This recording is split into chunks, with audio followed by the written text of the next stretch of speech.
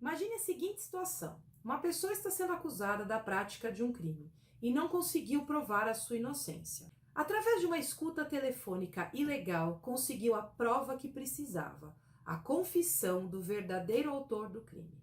E aí, vai poder utilizar essa prova, essa interceptação para conseguir a sua absolvição no processo? Será que é possível o uso da prova ilícita em favor do réu?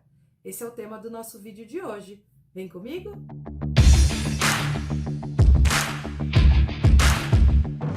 Olá, sejam todos bem-vindos ao nosso canal. Professora Pé tá aqui e hoje nós vamos falar sobre processo penal e a utilização de prova ilícita. Mas antes, eu vou te pedir para que se inscreva no canal se ainda não for inscrito e ative as notificações para saber em primeira mão quando os vídeos forem postados.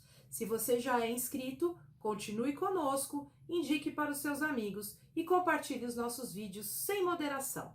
Vamos ao assunto. O assunto é prova ilícita no processo penal. A Constituição Federal, no artigo 5º, inciso 56, proíbe o uso de prova ilícita. O Código de Processo Penal, no artigo 157, ratifica essa proibição e tem a seguinte redação, acompanhem comigo. São inadmissíveis, devendo ser desentranhadas do processo, as provas ilícitas, assim entendidas as obtidas em violação a normas constitucionais ou legais. Então vejam, não só essa prova considerada ilícita, ela não pode ser utilizada para fundamentar nenhuma decisão, como ela deverá ser desentranhada, retirada do processo.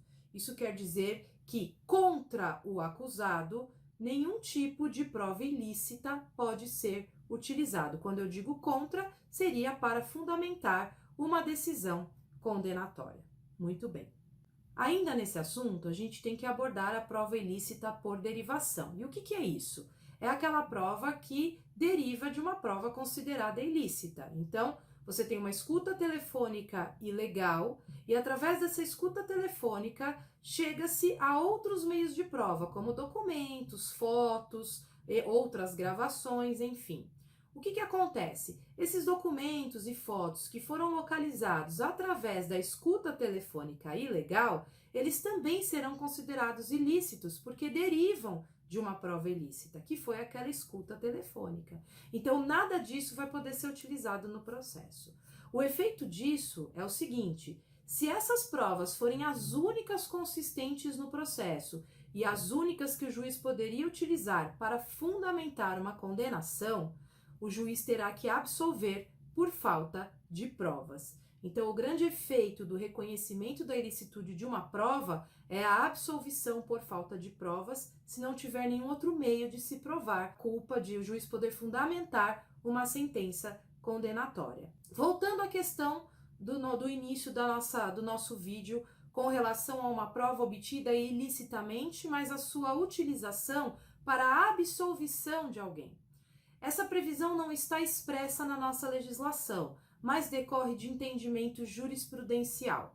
E os tribunais, especialmente o STF, permitem a utilização da prova obtida de forma ilícita para absolver o réu. E a justificativa para esse tipo de permissão é a utilização do princípio da proporcionalidade. Muito bem, o que seria isso? Pesar qual princípio acaba tendo um pouquinho mais de relevância em situações como essa do exemplo. Então, nós temos de um lado a prevalência do interesse do réu, a presunção de inocência, do outro lado a vedação das provas ilícitas. Os dois princípios têm o mesmo peso, mas em situações em que eles se confrontam, precisa se aplicar o princípio da proporcionalidade, verificar qual deles terá uma proporção, um peso um pouco maior do que o outro. No nosso exemplo, a prevalência do interesse do réu deve ser levada em conta em detrimento da vedação da prova ilícita. E também adicione-se a isso a necessidade de evitar que o Estado cometa um erro judiciário condenando um inocente. Então, essa prova, essa escuta telefônica, ela poderá sim ser utilizada para fundamentar uma sentença absolutória. Porém, essa mesma escuta telefônica não poderá ser utilizada para condenar condenar aquele que se mostrou como o verdadeiro autor do fato. Então, em desfavor do acusado, a prova ilícita não pode ser utilizada. O que fazer então neste caso? Terá a autoridade policial que investigar de outras formas e buscar outros meios de trazer para o autor da ação penal, para o Ministério Público, prova de materialidade e indícios de autoria para que o verdadeiro autor do fato seja processado e condenado. Muito bem? Então, em favor do réu, prova ilícita, ok, pode ser utilizado, é entendimento dos nossos tribunais. Espero que vocês tenham gostado do tema de hoje. Curtam, compartilhem sem moderação, participem dando sugestões de temas para a gente trabalhar aqui com vocês. E eu te espero no próximo vídeo. Um beijo e até lá. Tchau, tchau.